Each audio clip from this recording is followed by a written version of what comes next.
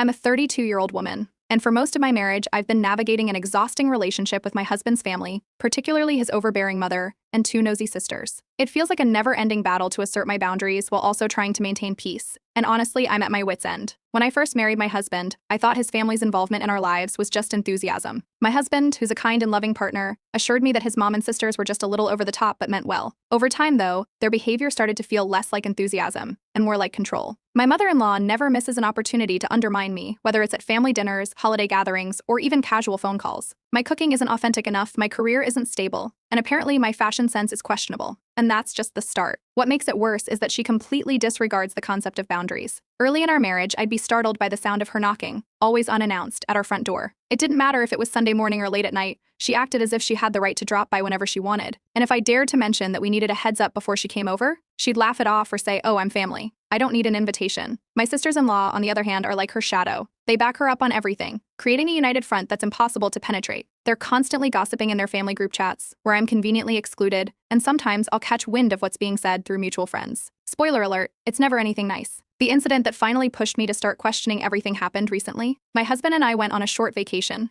a much-needed break from the chaos, and when we came back, I almost didn't recognize our living room.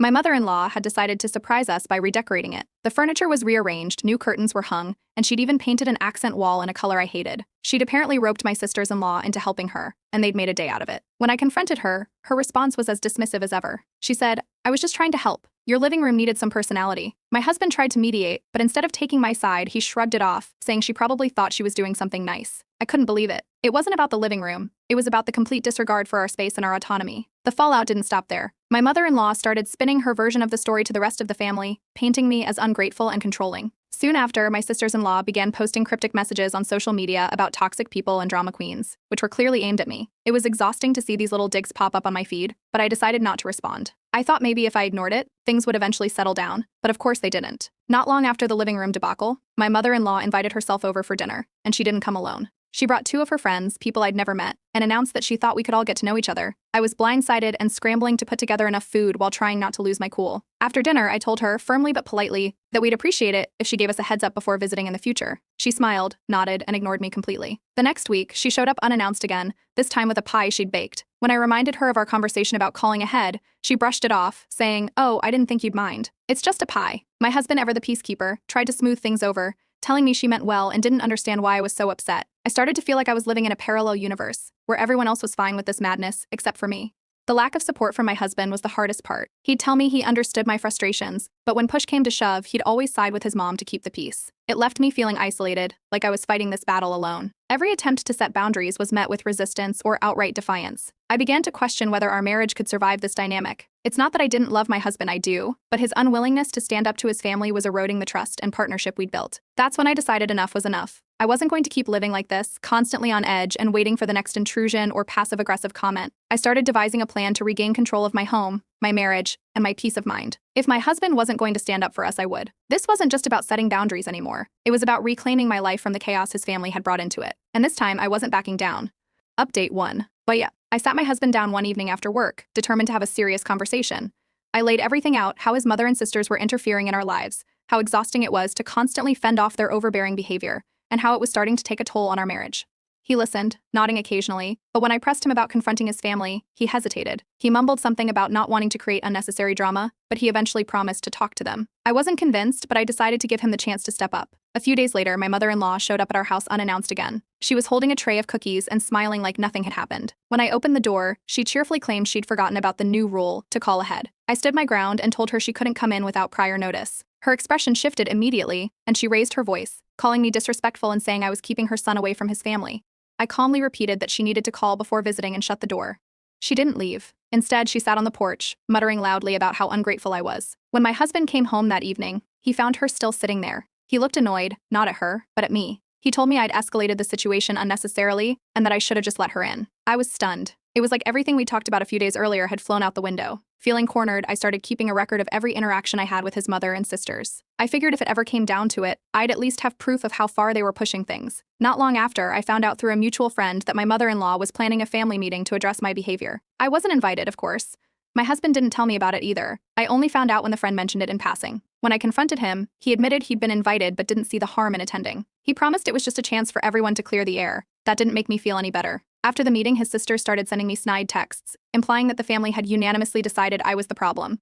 The next blow came when I overheard my husband on the phone with his mother. She casually mentioned a family dinner she was planning at our house. She hadn't asked me or even told me. She was just organizing it like it was her own home. When I brought it up with my husband, he shrugged it off and said it wasn't a big deal. He suggested we just go along with it to avoid more tension. That was the last straw. I called my mother-in-law directly and told her the dinner was canceled. She was furious, accusing me of trying to divide the family. She threatened to cut off contact with her son if I didn't stop being so controlling. The fallout from that confrontation was immediate. My husband came home from work visibly upset. He told me his mother had called him in tears, saying I was ruining their relationship. He looked genuinely disappointed and said I was being too rigid. I didn't have the energy to argue anymore. I simply told him that if he wasn't willing to enforce boundaries, I'd have to take more drastic measures to protect my peace. He didn't say anything after that, but the tension in the house was palpable. I knew things were going to get worse before they got better, but I was done compromising my sanity for the sake of keeping the peace. Update 2. After the fallout from the canceled dinner, I knew I couldn't keep living like this. I told my husband we needed to have a serious conversation. I didn't sugarcoat it. I gave him an ultimatum. Either he set clear boundaries with his mother and sisters, or I would have to consider more drastic measures, including separating. He looked shocked but agreed to have a meeting with his mother to address the situation. I made it clear I expected him to stand firm this time. A few days later, my husband invited his mother over to discuss boundaries. I stayed upstairs, not wanting to derail the conversation. I could hear her dismissive tone even through the walls. She brushed off his concerns, saying, "This is just how our family is. She's the one who needs to adjust." When my husband mentioned my frustration, she accused me of being too sensitive and claimed I was trying to isolate him from his family. After she left, my husband admitted he hadn't gotten through to her. I wasn't surprised but told him this was his chance to show me he was serious about supporting me. The next morning, I woke up to find my social media flooded with vague posts from my sisters-in-law. They wrote things like, "Some people really don't understand the value of family and sad to see selfishness tear people apart." Though they didn't name me directly, it was obvious who they were talking about. I decided to block my mother-in-law and sisters-in-law on every platform to avoid the drama. That didn't stop them, though. I started hearing from extended family members who had been contacted by my mother-in-law, urging them to talk sense into me. Some of them called or messaged, telling me I needed to be more understanding. My husband, overwhelmed by the escalating tension, began avoiding the topic altogether. Anytime I brought it up, he'd change the subject or tell me he didn't want to fight. It was clear I was on my own, so I started researching my legal options. I contacted a lawyer to understand my rights regarding the house, just in case things took a turn for the worse. Knowing I had a plan gave me a sense of control, even if it was just a small step. The situation came to a head one afternoon when I heard a strange noise outside. I looked out the window and saw my mother-in-law standing on the porch with a locksmith. She was trying to have the locks changed, claiming she had every right to enter her son's house whenever she wanted. I immediately called the police. When they arrived, she burst into tears, claiming I was treating her like a criminal. The locksmith quickly left, and the officers explained to her that she had no legal right to access our home without permission. She finally left, but not without making a scene. When my husband came home, he was livid. He accused me of overreacting and embarrassing his mother. I reminded him that she had crossed every possible line, but he didn't want to hear it. He said I should have called him first instead of involving the police. I told him I'd had enough, and that if he didn't start standing up for me, I would have no choice but to take matters into my own hands. I decided to take a week off work to clear my head and come up with a plan. During that time, my sisters-in-law started sending passive-aggressive messages to my husband, calling me controlling and saying they didn't recognize him anymore. I ignored them, but I could tell their words were getting to him. He started spending more time at work, coming home late, and avoiding me altogether. While cleaning the house one day, I found a spare key hidden in a drawer. It didn't take long for me to realize what had been happening. My mother-in-law had been using this key to let herself into the house whenever she pleased. I confronted my husband, who admitted he'd given her the key a long time ago and never asked for it back. Furious, I changed all the locks that same day. I told him that if he wasn't willing to enforce boundaries, I would. The next time my mother-in-law tried to show up unannounced, she found herself locked out. When she called my husband to complain, he told her there was nothing he could do about it. I could tell he was finally starting to understand how serious I was. I warned him that if things didn't change, separating might be the only way to protect my peace. For the first time, he didn't argue. Instead, he promised to figure out how to fix things. I wasn't holding my breath, but at least it was a start. Update 3.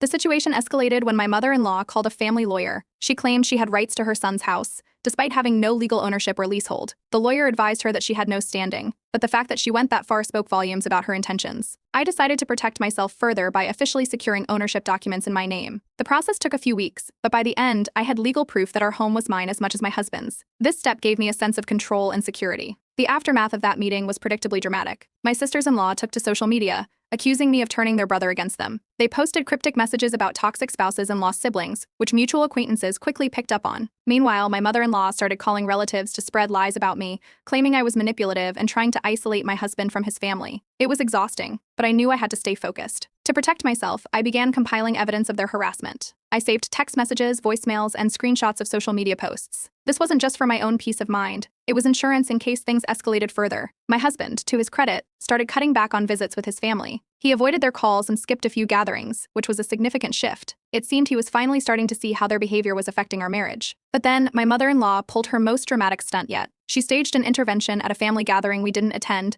inviting mutual friends and distant relatives to air her grievances. She accused me of tearing the family apart, painting herself as the victim of my control issues. A few of the attendees later reached out to me, expressing concern and asking for my side of the story. I calmly explained the situation, providing evidence of her behavior. To my surprise, some of them sided with me, admitting they had noticed similar patterns in the past. The turning point came when my husband finally defended me publicly. At another family event, where his mother tried to air her grievances again, he shut her down. He told her that he supported me and that her behavior was the real issue. It was the first time he had stood up to her in front of the family, and it shifted the power dynamic completely. His mother was furious, threatening to disown him unless he divorced me. He told her that if she couldn't respect our marriage, then he would have no choice but to distance himself from her. The fallout was immediate. My mother-in-law stopped speaking to my husband, and my sisters-in-law followed her lead. It was a temporary estrangement, but for the first time, I felt like we were on the same page. My husband's decision to prioritize our marriage over his family was a turning point, and while I knew the road ahead wouldn't be easy, I finally felt like we were taking control of our lives. Update 4. The rift in the family became undeniable after my husband stood up for me. My mother-in-law refused to attend any family events if I was present, making it clear she wanted no part of my life. This caused a divide in the extended family. Some supported her stance, while others stayed neutral or quietly sided with us. My sisters-in-law tried to mediate by suggesting compromises, but their efforts only worsened the situation. They constantly sided with their mother, insisting I should apologize and make things right. Despite the tension, my husband and I began attending events without my mother-in-law. For the first time, we enjoyed a sense of freedom at family gatherings. Without her overshadowing everything, I had the chance to bond with a few extended family members. They admired my strength and even shared stories of how controlling my mother-in-law had been in the past. Their support was a welcome surprise and made the gatherings more enjoyable. A few weeks later, my husband and I received a letter from my mother-in-law. She apologized for her behavior but didn't take responsibility for anything specific. It was more of a sorry if you were offended letter than a genuine apology. My husband thought it was a step forward and wanted to meet her to discuss reconciliation. I wasn't as convinced but agreed to a meeting, cautiously hopeful that things might improve. The meeting started on a civil note but quickly turned tense. My mother-in-law apologized again, but it was clear she didn't fully grasp the boundaries we had set. She made offhand comments about how she was only trying to help and didn't understand why I took everything so personally. I reiterated our rules for future interactions: no unannounced visits, no meddling in our decisions, and no undermining me in public or private. I also made it clear that any overstepping would have consequences. She nodded along but looked irritated, as if she was agreeing just to end the conversation. My sisters-in-law, meanwhile, were begrudgingly following suit. They stopped posting cryptic messages on social media but remained cold toward me. Their interactions were limited to polite exchanges, which I was fine with. I wasn't looking for a friendship with them, just respect. My husband, for his part, consistently enforced the boundaries we had set. Whenever his family pushed back, he stood firm, proving that he was fully on my side. But my mother-in-law wasn't done testing us. One evening, she showed up uninvited, claiming she just wanted to drop something off. My husband intercepted her at the door and firmly told her she couldn't come in without prior notice. She tried to argue, but he didn't budge. Eventually, she left, clearly upset, but it was a turning point. For the first time, she realized that the rules applied to her, too, and that my husband wasn't going to let her walk all over us anymore. After that incident, things began to settle down. My husband and I finally felt a sense of peace in our lives. The constant drama had lessened, and we started to rebuild trust in our relationship. One evening, he thanked me for my patience and resilience throughout the ordeal. It felt like we were finally on the same team, and it was a relief to know that our hard work was paying off. To celebrate our newfound independence, we started planning a vacation, a trip just for the two of us. It was something we hadn't done in years, and the idea of escaping everything, even temporarily, felt liberating. Around the same time, we received another letter from my mother-in-law. This one was different. It was heartfelt, apologetic, and free of excuses. She admitted to overstepping and expressed a genuine desire to make amends. We decided to take things slow. Reconciliation was possible, but it would be on our terms. For now, we were focused on enjoying the peace we had worked so hard to achieve. Update 5. Looking back on everything we went through, it's hard to believe how far we've come. The journey wasn't easy, but it transformed our marriage in ways I never imagined. My mother-in-law and sisters-in-law, once constant sources of stress, are now distant but respectful. They've learned to respect the boundaries we set, and while our relationships may never be close, the peace we've gained is worth it. My husband has been my greatest supporter throughout this transformation. Once hesitant and afraid of confrontation, he's grown into someone who prioritizes our marriage above all else. He stands firm when it comes to boundaries and doesn't let his family's guilt-tripping tactics sway him anymore. It's a relief to know we're truly a team now, something that felt impossible not too long ago. A few months after the chaos settled, we got the happiest news: we were expecting our first child. This added a new layer to our dynamic with his family. Predictably, my mother-in-law reached out cautiously, expressing a desire to be part of her grandchild's life. I made it clear that her involvement would be on our terms. There would be no unannounced visits, no undermining my parenting decisions, and no drama. Surprisingly, she respected the rules. She's been careful not to overstep, and while I remain cautious, her effort hasn't gone unnoticed. My sisters-in-law have also started to rebuild their relationship with me, though it's been a slow process. We've had a few civil conversations at family gatherings, and while the trust isn't fully there yet, it feels like progress. Extended family members who once took my mother-in-law's side have also started to shift their support toward us. They've seen the effort I've made to keep the peace and have started recognizing the toxic patterns that were at play before. Through all of this, I realized how many people struggle with similar issues in their families. I started mentoring others in online forums and local support groups, sharing my experiences and the lessons I learned about setting boundaries and standing firm. It's been incredibly rewarding to help others navigate situations like mine, and it's given me a sense of purpose beyond just resolving my own family drama. My mother-in-law, to her credit, has shown consistent effort to mend her ways. She's far from perfect, but her behavior has improved significantly. We've reached a tentative truce, and while I'll always keep my guard up, I'm cautiously optimistic about the future. One of the most satisfying steps in our journey was renovating our home. We turned it into a true sanctuary, a space that finally feels like ours. We updated the living room she once redecorated without permission, transforming it into a reflection of our style. Every time I walk through the door, I feel a sense of pride in how far we've come. One evening, as we were finishing the nursery for our baby, my husband turned to me and apologized. He admitted he should have stood up for me sooner and promised that he would never let anyone come between us again. It was a heartfelt moment, and though I had already forgiven him, hearing him say it meant the world. As I sit here reflecting on everything, I feel a deep sense of triumph and gratitude. Boundaries didn't just transform our marriage, they gave me back control over my life. It's a lesson I'll carry with me forever, and one I hope to pass on to our child. Life isn't perfect, but it's ours, and that's more than enough for me.